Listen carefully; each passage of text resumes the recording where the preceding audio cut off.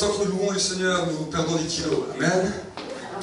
La Bible nous dit, tu adoreras le Seigneur ton Dieu de tout ton corps, de toute ton âme, de toute ta force et de toute ta pensée. Amen. Dieu veut que nous puissions commencer à l'adorer avec tout notre être. La Bible nous dit qu'à un moment, le psalmiste David l'a tellement adoré qu'il a commencé à danser. La gloire commençait à se manifester. Et la Bible nous dit que Mika, sa femme, la fille de Saül, a commencé à le mépriser en le voyant danser. Et la Bible nous dit que le Seigneur a trouvé cette danse que David a fait pour lui agréable. Amen. Il y a un temps où nous pouvons être en silence devant Dieu, où nos cœurs sont touchés, mais il y a aussi un temps où nous pouvons être en joie devant Dieu et exprimer notre adoration, notre louange et le bénir. Amen. La Bible nous dit qu'un jour dans le ciel, nous louerons Dieu éternellement. Il n'y aura plus de temps, mais éternellement, nous ferons la fête pour notre Dieu. Amen. Dieu a créé l'être humain avec une température assez chaude pour que nous puissions l'adorer chaudement. Amen. Pour que nous puissions le bénir et l'exalter parce que lui, il nous a créés à son image et à sa ressemblance. Amen. Dieu nous a créés à son image et à sa ressemblance. Donc si nous sommes chauds, c'est que Dieu aussi, la Bible nous dit, il est chaud. Amen. Quand il commence à parler, la Bible nous dit, sa parole est un feu. La Bible nous dit que tout a été créé par la parole de Dieu. Le ciel, la terre, tout ce qui se meut. Et la Bible nous dit qu'au moment où Dieu prononce une parole, la chose s'accomplit.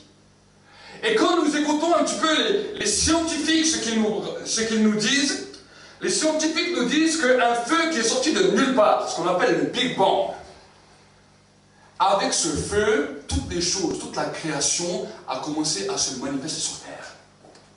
Et la Bible nous dit que Dieu a créé toutes choses par sa parole. Et quand on veut regarder ce que c'est exactement la parole de Dieu, la Bible nous dit dans le livre de Jérémie, la parole de Dieu est un feu dévorant. Donc ce que les scientifiques n'ont pas pu expliquer, ils ont vu un Big Bang, un feu qui est sorti de nulle part. Ce feu est confirmé par la Bible, parce que la Bible nous dit que tout a été fait par la parole et que rien de ce qui a été fait n'a été fait sans elle. Amen. Et Jésus a dit, je suis venu pour jeter un feu sur la terre.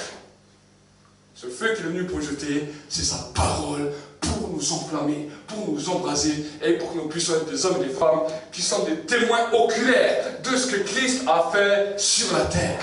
Amen. C'est le plus beau des cadeaux qu'il nous a fait. Souvent, nous regardons autour de nous, peut-être dans le temps de nos anniversaires, peut-être dans le temps de nos fêtes, qui c'est qui nous ramène le plus beau des cadeaux? Et vous savez, quand on était petit, on se réjouissait quand on nous offrait un cadeau. C'était une joie. Mais, au fur et à mesure qu'on grandit, les cadeaux, on en devient habitué, surtout ici dans notre pays. Et au bout d'un moment, ça devient même fatigant de recevoir des cadeaux. Et on dit, ah, mais ça c'est pour les petits, c'est pour les enfants, ça fait leur joie. Parce que nous n'avons pas su que quelqu'un nous a donné le plus beau des cadeaux. C'est Jésus-Christ qui est venu dans le monde. Amen. Il nous a donné le plus beau des cadeaux. La Bible nous dit que le Père a tant aimé le monde qu'il a donné son Fils unique afin que quiconque croit en lui ne périsse point, mais qu'il ait la vie éternelle. Amen. Dieu savait que le monde allait dans une impasse. Le monde allait dans ce qu'on appelle un temps de destruction. Et Dieu a voulu sauver l'humanité de la même manière qu'il a voulu sauver le monde du temps de Noé. Par Noé, il a dit à Noé, construis-moi un grand bateau. Et tous ceux et celles qui voudront rentrer dedans seront sauvés.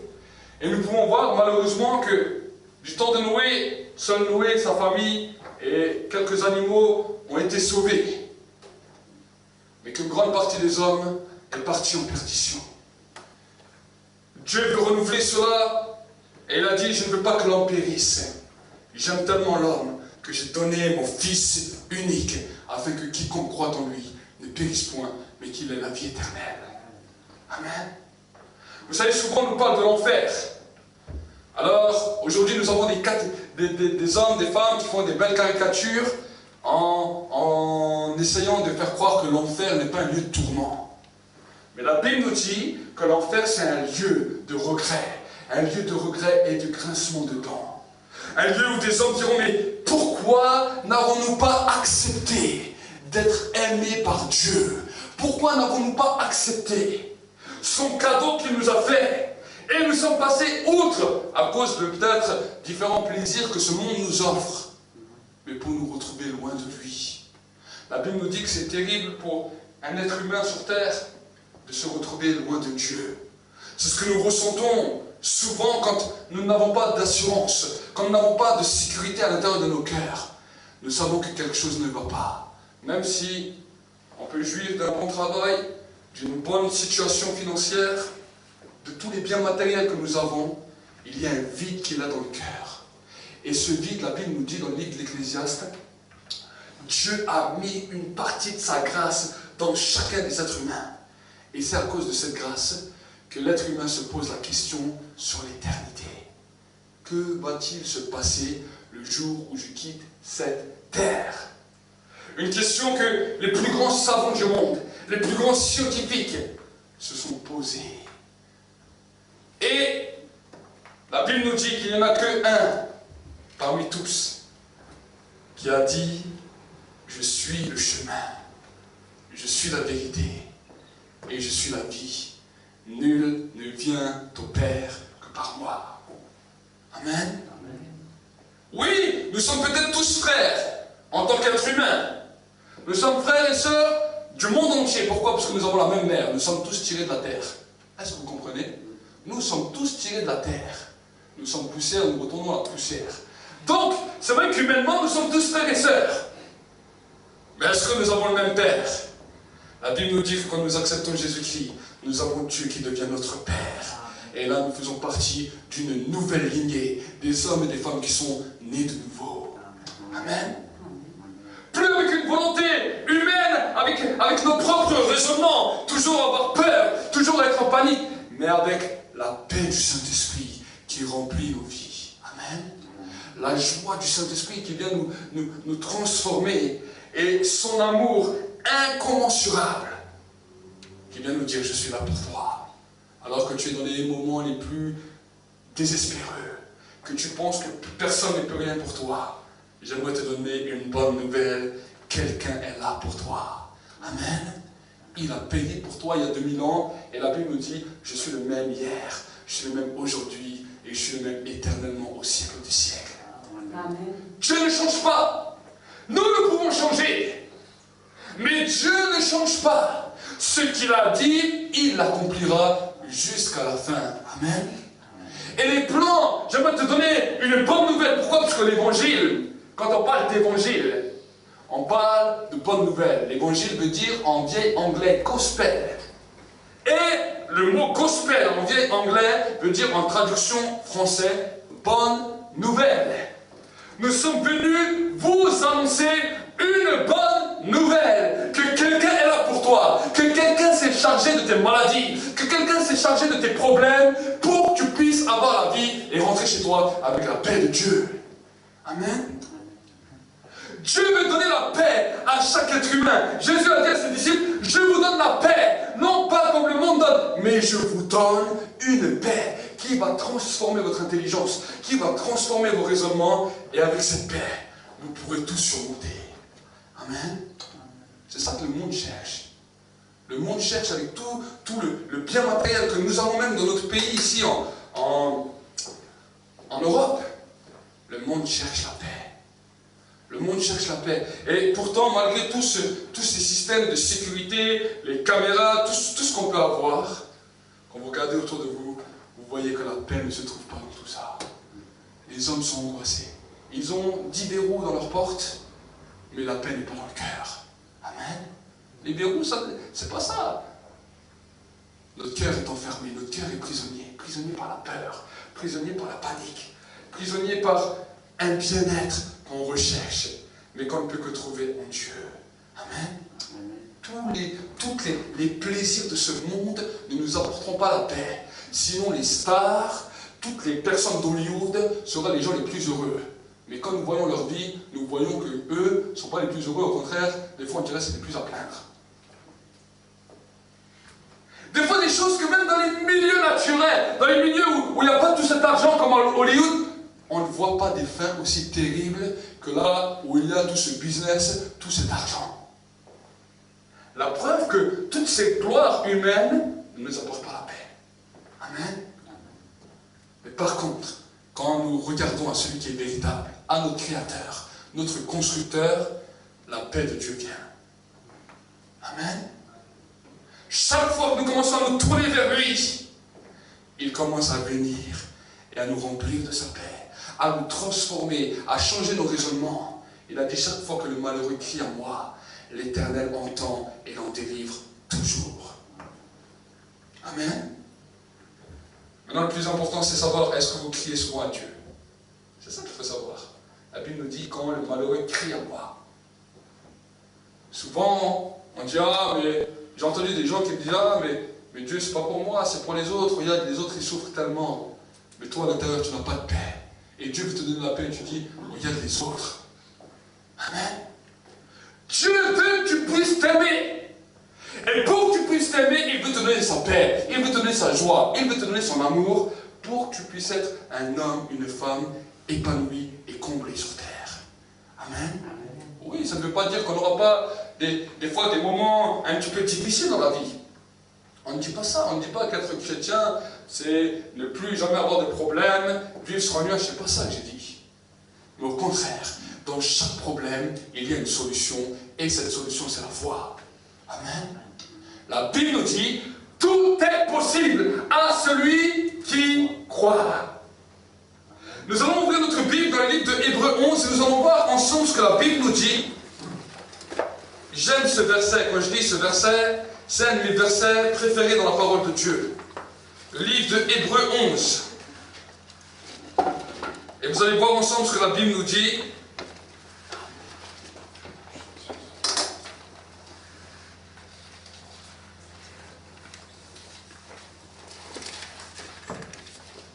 Hébreux 11, verset 1er. Et vous allez voir que ça va vous faire plaisir. Dis à ton frère, dis à ta soeur, ça va me faire plaisir.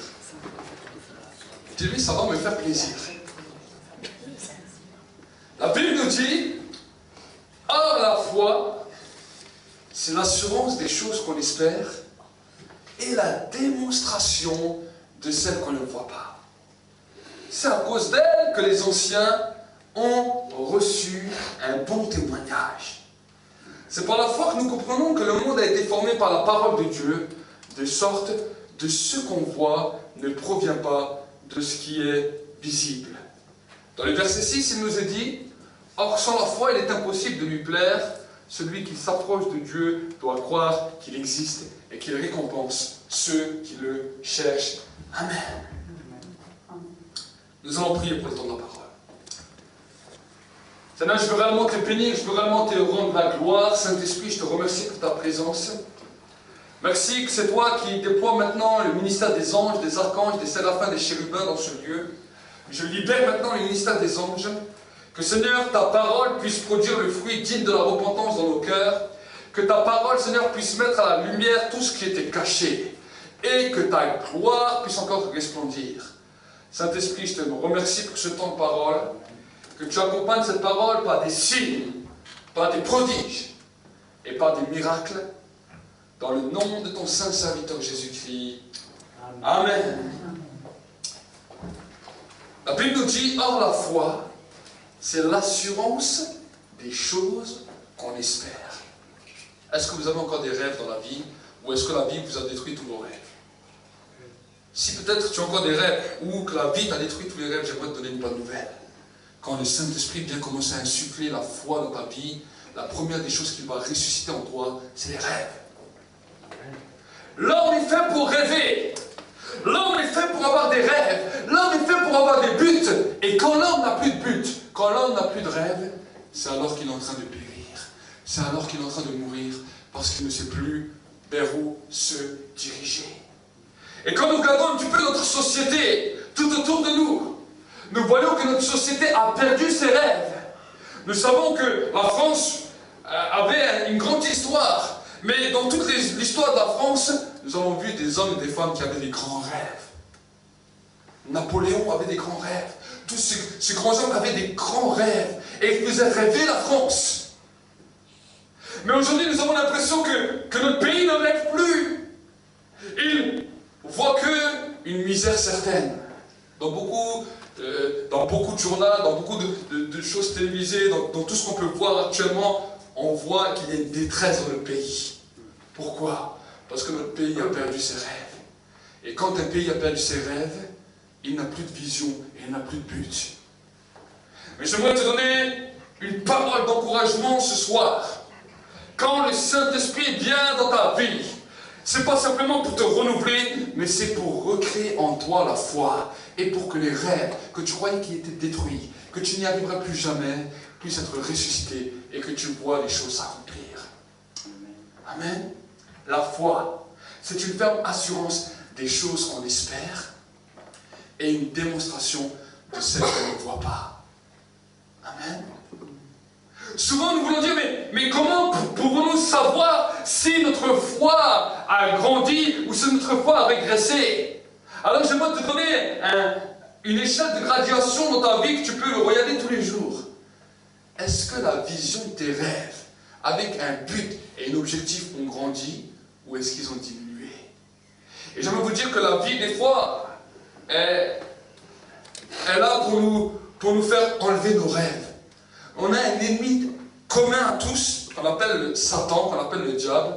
Et lui, son but, c'est de nous enlever la foi et de nous enlever nos rêves, de nous détruire, de nous isoler, pour que nous puissions être remplis de remords, remplis de découragement, et pour que nous ne puissions plus avoir de but dans nos vies. Amen. Mais Jésus est venu avec une parole, il a dit, moi je suis venu pour que les brebis aient la vie et qu'elle l'ait en abondance. Amen. Il est venu pour que tu aies la vie et que tu l'as en abondance. Il n'a pas dit une petite vie, il a dit une abondance de vie. Jour après jour, je vais insuffler le souffle de la vie dans ta vie pour que tout ce qui était mort en toi puisse commencer à ressusciter, pour ton corps puisse commencer à respirer la santé et pour que ma présence puisse te renouveler et te conduire jour après jour. Amen. Oui, Jésus donne des guérisons physiques, mais il donne aussi des guérisons intérieures. Parce que bien souvent, notre intérieur est malade. Bien souvent, nous sommes... la vie nous a aigris. La vie a fait de nous des hommes et des femmes offensés. Des hommes et des femmes qui, des fois, aimeront plus nous cacher que nous montrer. Parce qu'à l'intérieur de nous, il y a une grande souffrance. Et Jésus est venu pour guérir et restaurer cette souffrance aussi. Amen. Pour se donner la joie. Pour enlever le manteau de deuil. La Bible nous dira dans le livre d'Ésaïe, pour enlever le manteau de deuil et pour mettre une huile de joie. Pour mettre un diadème nouveau sur ta vie. Amen. Et je prophétise ce soir sur ta vie. Je déclare ce soir sur ta vie, quand tu vas sortir de ce lieu, tu vas être rempli de joie. Amen. Si la joie avait de la difficulté à rentrer, je déclare maintenant dans le nom de Jésus que tu vas recevoir une joie que toi-même tu ne vas pas comprendre. Tu vas rentrer dans ta maison. Tu vas avoir une joie, le sourire jusqu'à derrière les oreilles. Même si avant ça ne serait pas là, tu auras une sourire jusqu'à derrière les oreilles. Et en plus, ça élimine les rides. Amen. Mais oui. Sourire nous fait un seul muscle de nos corps. Quand nous tirons la tête, nous en utilisons je ne sais combien. Mais un sourire, c'est juste un muscle. Et la joie commence à se communiquer. Amen. La gloire de Dieu, c'est ça. C'est d'être des hommes et des femmes joyeux. Jésus a dit le secret du croyant. Il a dit, montagne de Zorobabel, ce n'est pas ni par ton intelligence, ni par ta force, mais c'est par mon esprit, dit le Seigneur. Et non seulement il dit ça, il dit, mais c'est la joie de l'Éternel qui va faire ta force. Amen. C'est la joie de Dieu qui va faire ta force. Et quand cette joie commence à nous saisir, alors que même peut-être juste 5 minutes avant, tu étais dégoûté, désespéré, cette joie commence à te toucher. Amen. Je l'ai raconté il y a une semaine et demie, j'étais à un enterrement et normalement un enterrement est censé être un temps de tristesse et au début c'était un temps de deuil, mais pendant le temps de l'enterrement, nous avons vu comment Dieu a changé la tristesse en joie. Quand nous avons commencé à prêcher après, j'avais des gens qui étaient tout autour de moi et il y en a qui sont convertis, le Saint-Esprit a commencé à toucher et les gens ont été transformés, plusieurs ont été touchés, plusieurs ont été renouvelés.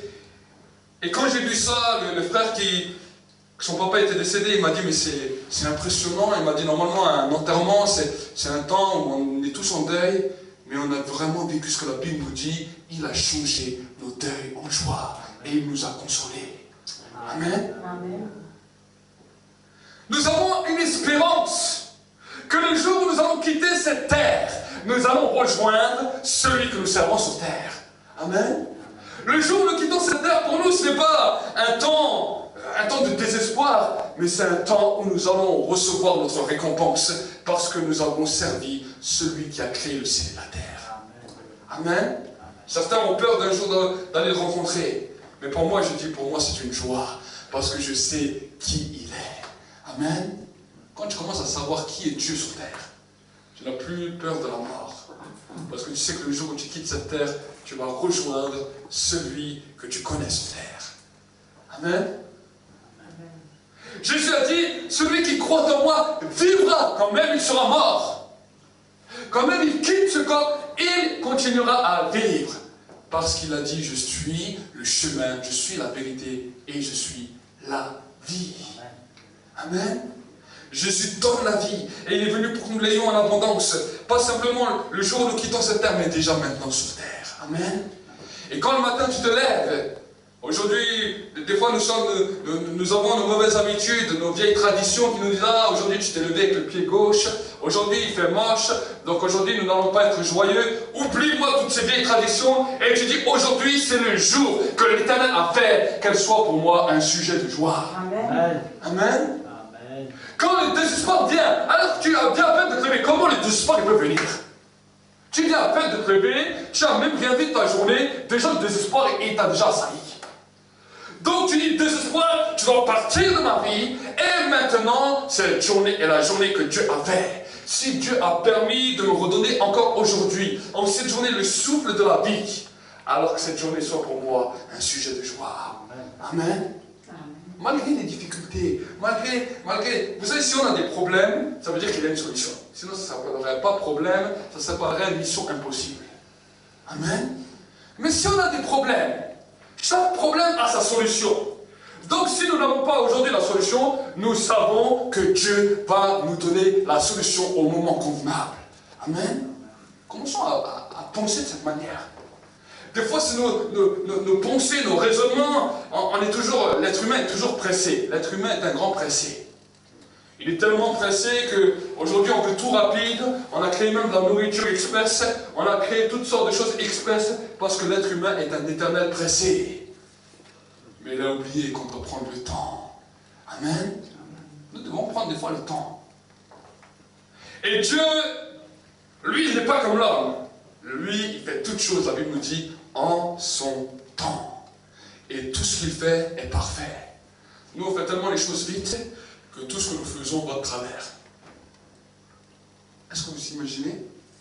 Donc Dieu veut que nous puissions entrer dans la dimension de son temps et avoir la foi, avoir confiance dans tout ce qu'il fait en son temps et le remercier. Amen. Amen.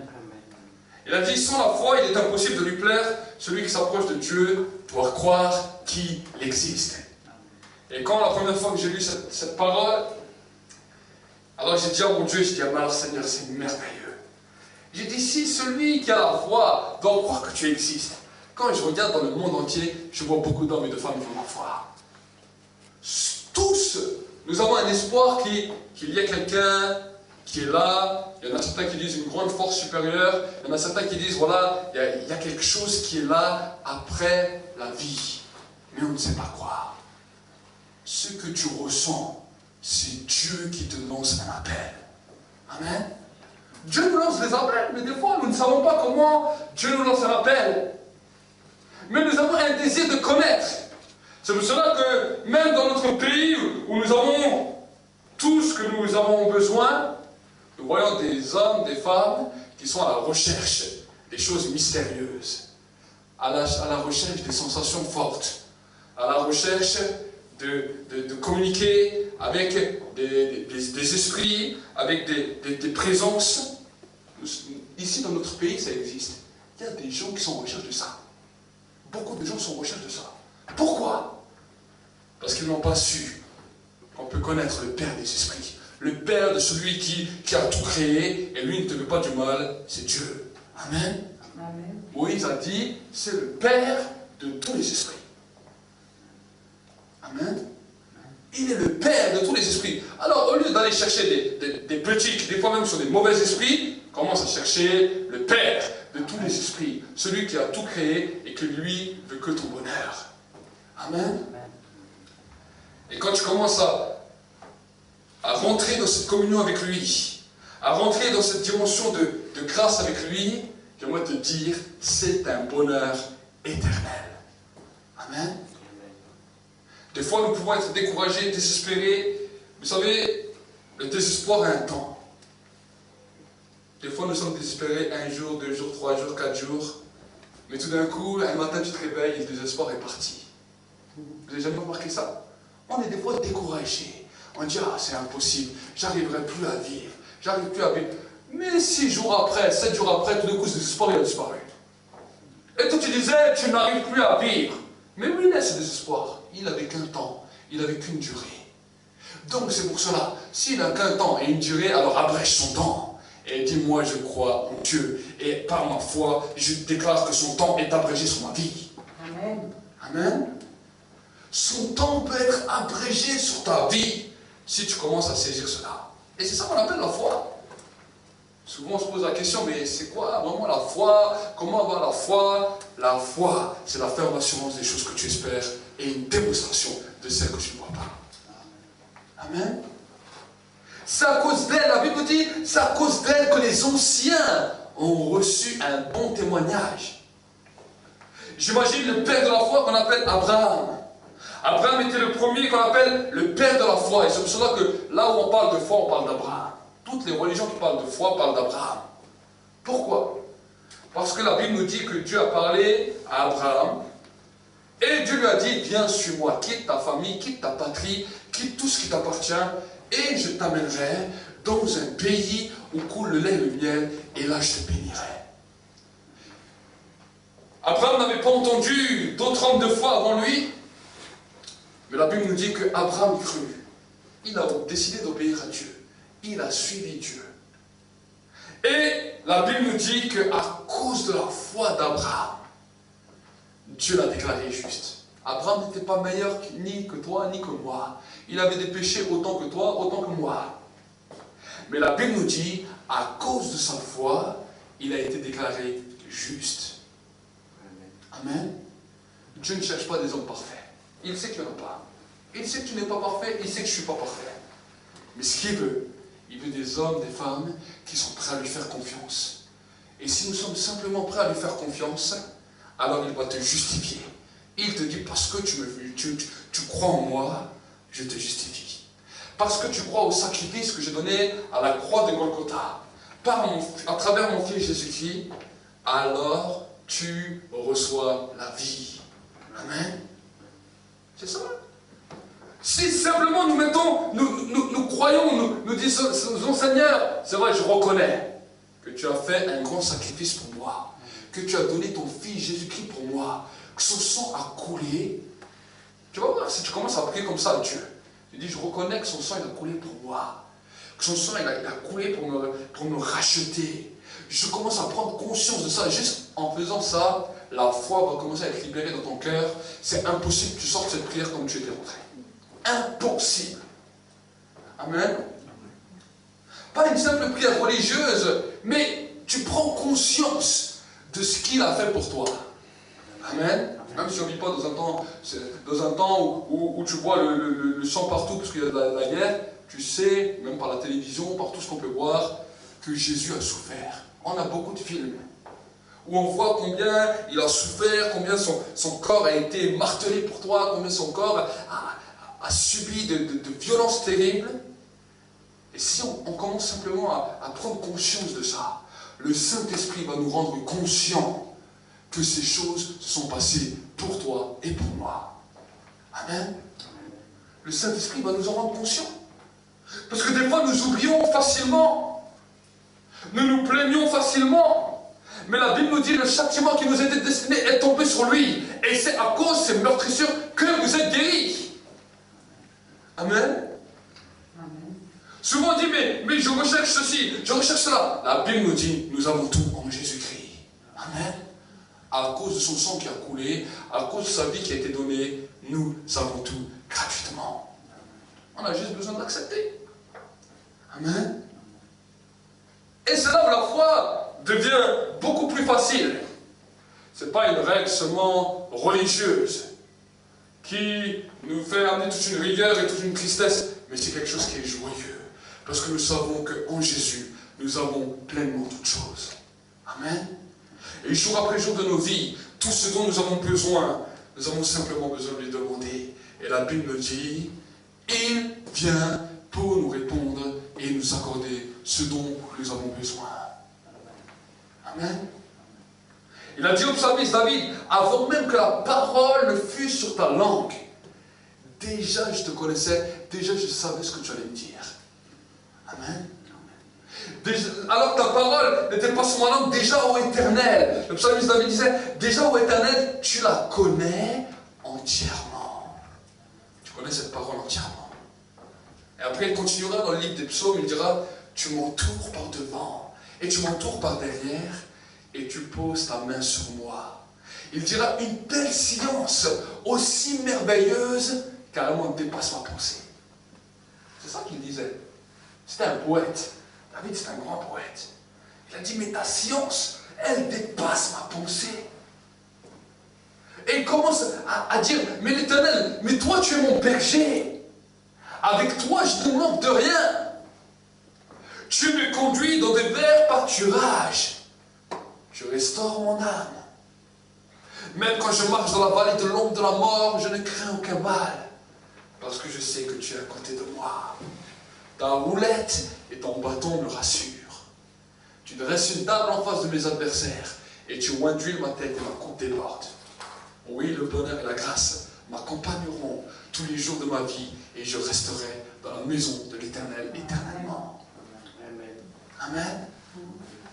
Quand nous entendons cela, quand je lis ça dans la Bible, chaque fois que je dis cela, oh, je dis, oh, Seigneur, c'est merveilleux. Je comprends que tu as appelé cet homme un homme selon mon cœur.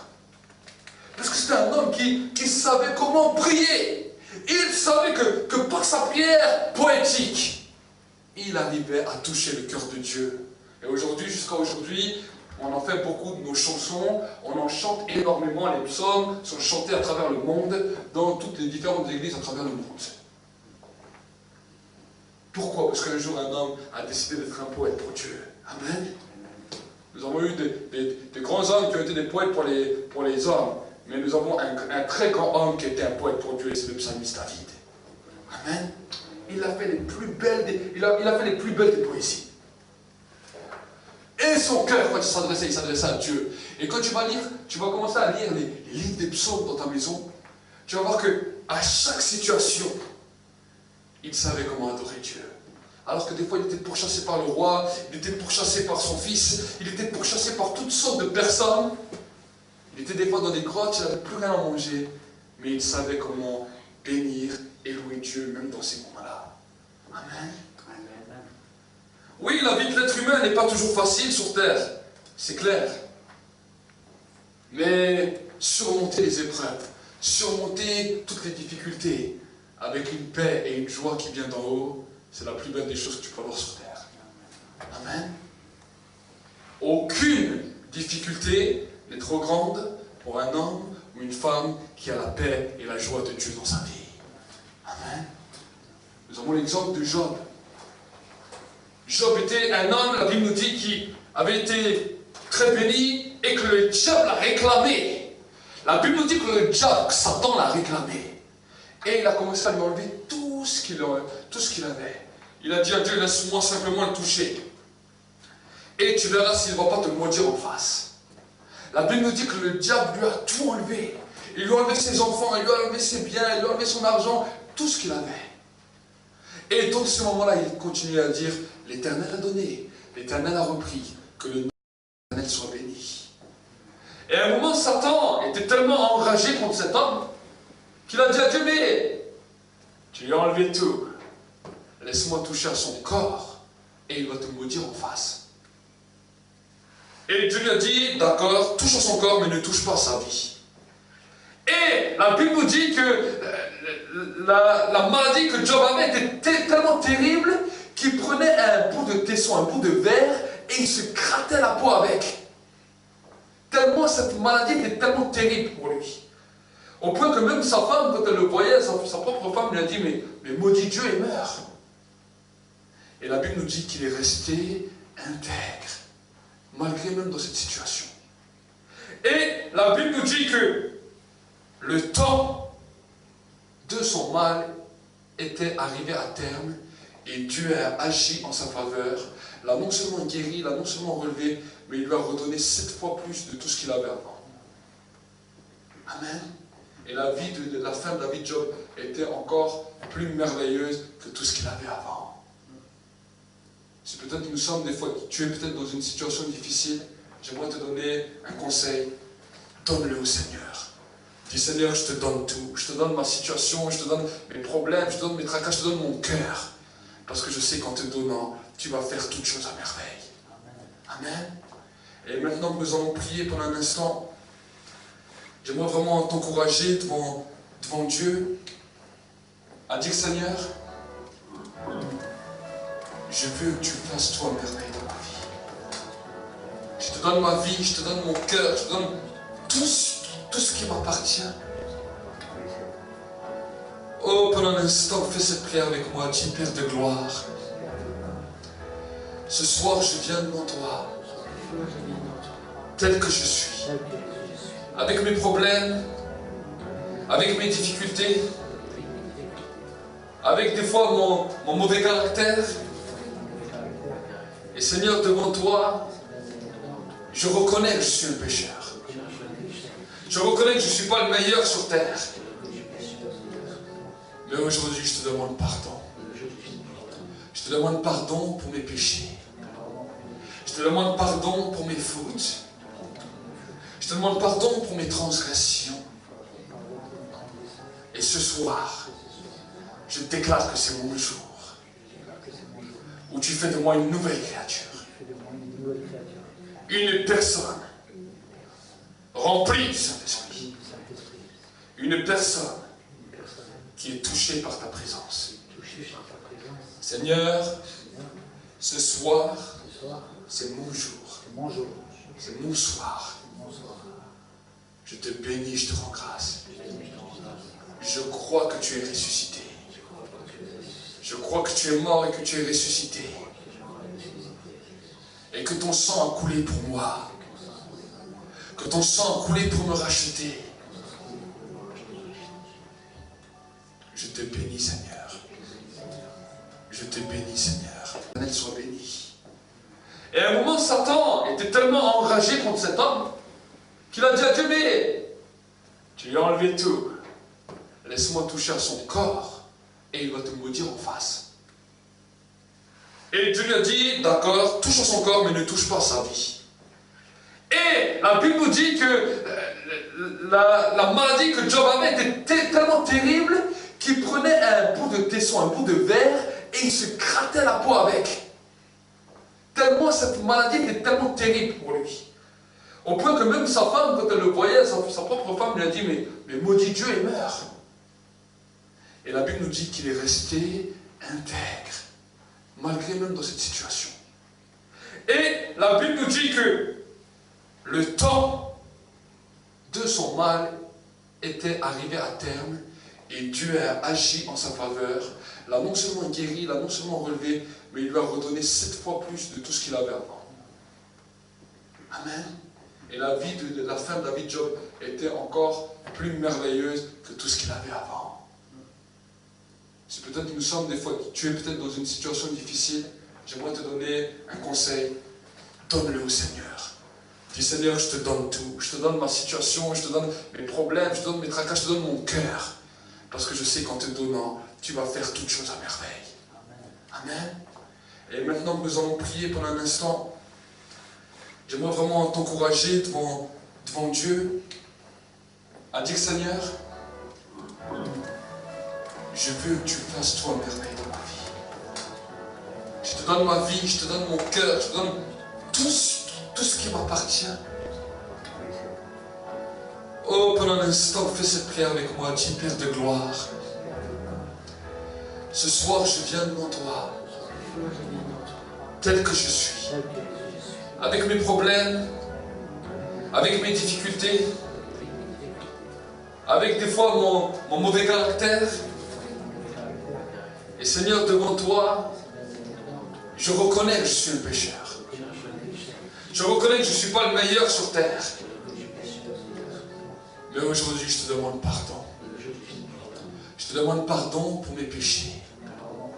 Je te demande pardon pour mes fautes. Je te demande pardon pour mes transgressions. Et ce soir, je déclare que c'est mon jour où tu fais de moi une nouvelle créature. Une personne remplie du Saint-Esprit. Une personne qui est touchée par ta présence.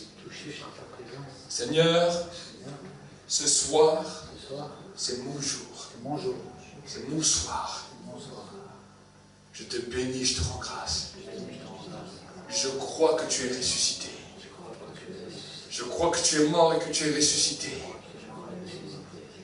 Et que ton sang a coulé pour moi. Que ton sang a coulé pour me racheter. Je te bénis, Seigneur.